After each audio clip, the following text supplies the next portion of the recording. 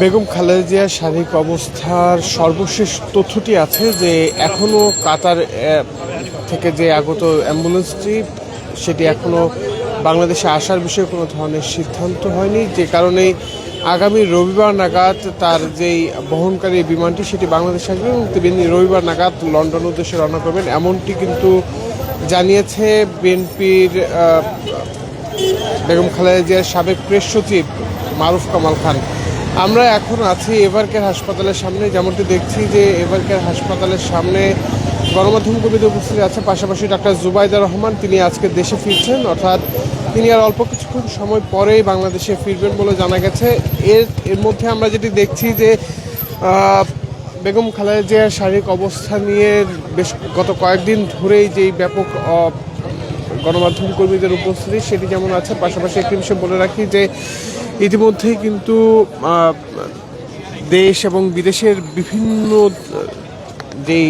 বিভিন্ন ধরনের চিকিৎসকদের আগমন ঘটেছে, সেটির নেতৃত্ব দূর থেকে দিয়েছেন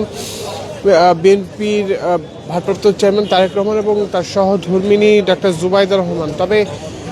নানা ধরনের আলোচনা শেষে আজকে অল্প কিছুক্ষণ সময় পরেই মূলত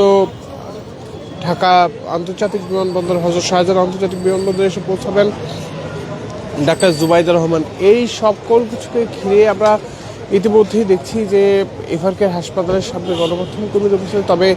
বিএনপির পক্ষ থেকে যেটি বারবার অনুরোধ করা হয়েছে যেন নেতাকর্মীদের উপস্থিতি এই এভারকেয়ারের সামনে না ঘটায়, তেমনটি কিন্তু আজকে এখনও দেখা যাচ্ছে যে বিভিন্ন স্থান থেকে আসা নেতাকর্মীরা তারা এভারকেয়ারের সামনেই অবস্থান নিয়েছেন। মূলত গত কয়েকদিন ধরেই টক অব দ্য কান্ট্রিতে পরিণত হয়। গত 23 নভেম্বরে বেগম খালেদা জিয়া হাসপাতালে ভর্তি হলেও গত 27 নভেম্বর তার শারীরিক অবস্থার অনেকটা অবনতি হওয়ার ফলে তাকে সিসিউ সাপোর্টে নেওয়া হয় এবং তাকে দেশের বাইরে চিকিৎসার ক্ষেত্রে যে সার্বিক ব্যবস্থাপনা তৈরি করা সেক্ষেত্রে কিন্তু চীন এবং যুক্তরাজ্য থেকে মেডিকেল টিম এসে এই সকল চিকিৎসা পদ্ধতি যেই সমন্বয় সেটি তারা করেছেন। তবে আজকে সকাল নাগাদ বিভিন্ন গণমাধ্যম খবর প্রকাশ হলো যে আজকে সকাল নাগাদ বেগম খালেদা জিয়া তিনি দেশের বাইরে চলে যাবেন, এটি কিন্তু অনেকটাই পিছিয়ে গিয়েছে। যেমনটি আসলে আমরা জানি যে তাকে বহনকারী যে বিমানটি সেই বিমানটির যান্ত্রিক ত্রুটি ধরা পড়ার কারণে তাকে নিয়ে যেতে কিছুটা সময় নিতে হচ্ছে, অর্থাৎ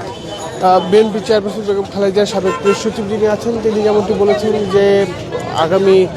রবিবার নাগাদ তিনি দেশ ছাড়তে পারেন। মূলত আমার কাছে এই ছিল এখন পর্যন্ত এভারকেয়ার হাসপাতালের সামনে থেকে সর্বশেষ। ধন্যবাদ সকলকে।